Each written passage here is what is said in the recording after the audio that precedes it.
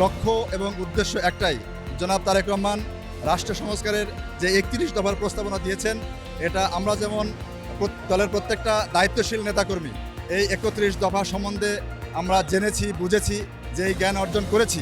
এই ৩১ দফার মধ্যে কী আছে, মানুষের কি কল্যাণ আছে, এই বিষয়টা এই ৩১ দফার প্রস্তাবনা এই তারুণ্যের মাধ্যমে জনাব তারেক রহমান সারা বাংলাদেশের প্রত্যেকটি বিভাগ, জেলা থেকে থানা, থানা থেকে গ্রাম, একদম গ্রাম পর্যায়ে প্রান্তিক মানুষের কাছে এই ৩১ দফার রাষ্ট্র সংস্কারের প্রস্তাবনা পৌঁছায় দিতে চাই।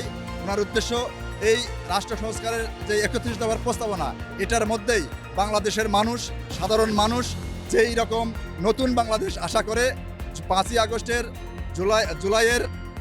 জুলাই আগস্টের অভ্যুত্থানের পরে সাধারণ মানুষ এবং ছাত্র জনতার যেরকম বাংলাদেশের আকাঙ্ক্ষা, আমরা বিশ্বাস করি জনাব তারেক রহমান বাংলাদেশ জাতীয়তাবাদী দল সহ সমমনা প্রায় ৩৬টি দলের সাথে কথা বলে ঐক্যবদ্ধভাবে উনি একটি ঐক্যের বাংলাদেশ চান।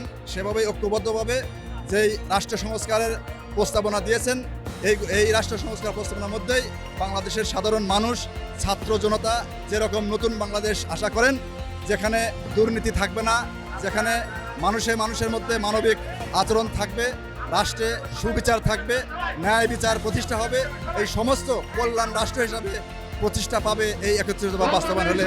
এটি সারা বাংলাদেশের মানুষের কাছে পৌঁছে দেওয়া আমাদের উদ্দেশ্য। এবং আরেকটি বিষয় আপনারা দেখেছেন, আমরা যখন প্রফেসর ইউনূস দায়িত্ব নেন, তখন সারা বাংলাদেশের মানুষের মতো বাংলাদেশ জাতীয়তাবাদী দল নিঃস্বার্থভাবে তাকে সমর্থন জানিয়েছিল। অদ্যাবধি আমরা সমর্থন জানিয়ে যাচ্ছি।